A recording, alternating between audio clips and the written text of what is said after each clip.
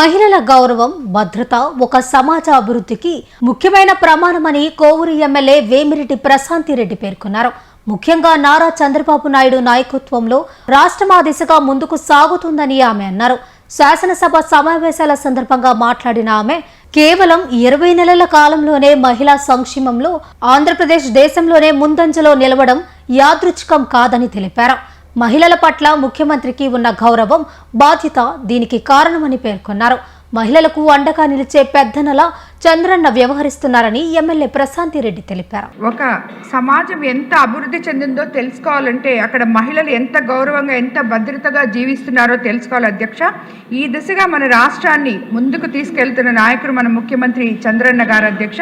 కేవలం 20 నెలల్లోనే మహిళా సంక్షేమంలో ఆంధ్రప్రదేశ్ దేశంలోనే నంబర్ 1గా నిలబడడం యాదృచ్ఛికం కాదు అధ్యక్ష. అది ఒక నాయకుడి హృదయంలో మహిళల పట్ల ఉన్న ప్రేమ, గౌరవం, బాధ్యతకు నిదర్శనం అధ్యక్ష. మహిళలకు అండగా నిలిచే పెద్దన్నగా చంద్రన్న నిలబడ్డారు అధ్యక్ష.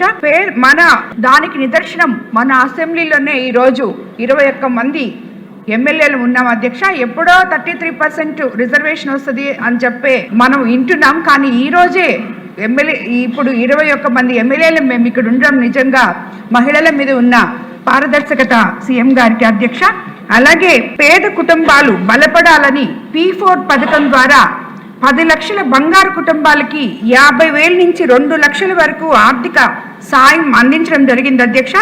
దీనివల్ల ఎన్నో కుటుంబాలు ఈ P4 అనేది అర్థం కాక ఎవరెవరో ఏదేదో మాట్లాడుతున్నారు అధ్యక్ష. కానీ ఈ P4 అనేది మనం చేసిన తర్వాత మనకొచ్చే తృప్తి, అవతల వాళ్ళు సంతృప్తి చెందడం, అందులో ముఖ్యంగా మహిళలు ఈ P4 పథకం వల్ల ఎంతో లాభపడుతున్నారు అధ్యక్ష. అలాగే డ్వాక్రా మహిళలు అభివృద్ధి చెందాలని వారి రుణ పరిమితిని 2 లక్షల నుంచి 5 లక్షల వరకు పెంచారు అధ్యక్ష.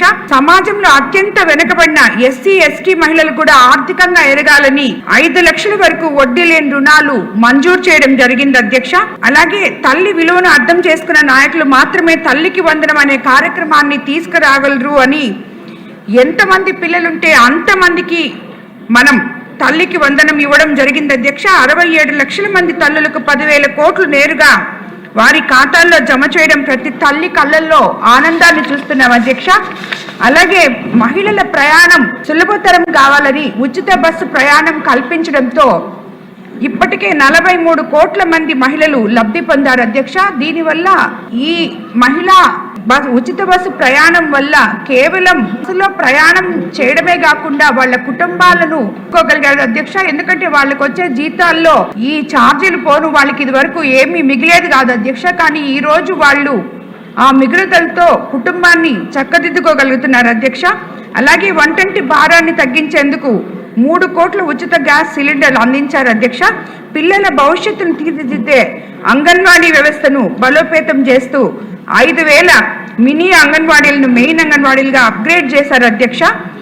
ఇంటి కోసం కలలు కనే మహిళలకు ఇప్పటికే 3 లక్షల ఇల్లులు ఇవ్వడం జరిగింది అధ్యక్ష. రాబోయే ఉగాదికి మరో 1,00,000 గృహప్రవేశాలు కూడా జరపబోతున్నారు అధ్యక్ష. పిల్లల భవిష్యత్తు కోసం శ్రమించే అంగన్వాడీ ఆశా కార్యకర్తల సేవలను గుర్తించి గ్రాట్యుటీ ప్రకటించారు అధ్యక్ష.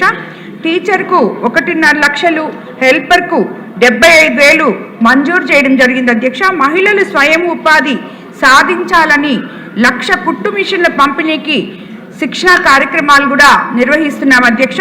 అలాగే చదువుకునే అమ్మాయిల భవిష్యత్తు కోసం మన ముఖ్యమంత్రి చంద్రబాబు నాయుడు గారి నియోజకవర్గంలో ఆడపిల్లలకి 5,555 సైకిళ్ళు ఇవ్వడం జరిగింది అధ్యక్ష. దీన్ని ఆదర్శంగా తీసుకొని రాష్ట్రంలో చాలా మంది కూడా బాలికలకి ఈ సైకిళ్ళు P4 విధానంలో కూడా అందజేస్తున్నారు అధ్యక్ష.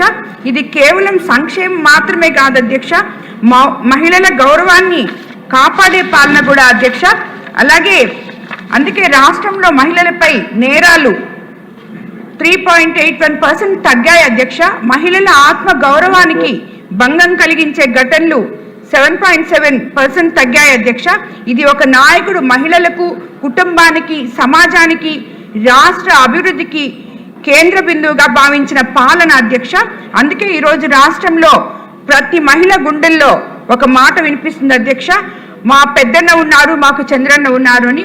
మనం అన్ని రకాలుగా ఈ బడ్జెట్లో అన్ని విధానాలకి ఎలా సమకూర్చామో అలాగే మహిళల కోసం ఎంతో గొప్పగా ఉన్న ఈ బడ్జెట్ని నేను స్వాగతిస్తున్నాను అధ్యక్ష. ధన్యవాదాలు అధ్యక్ష.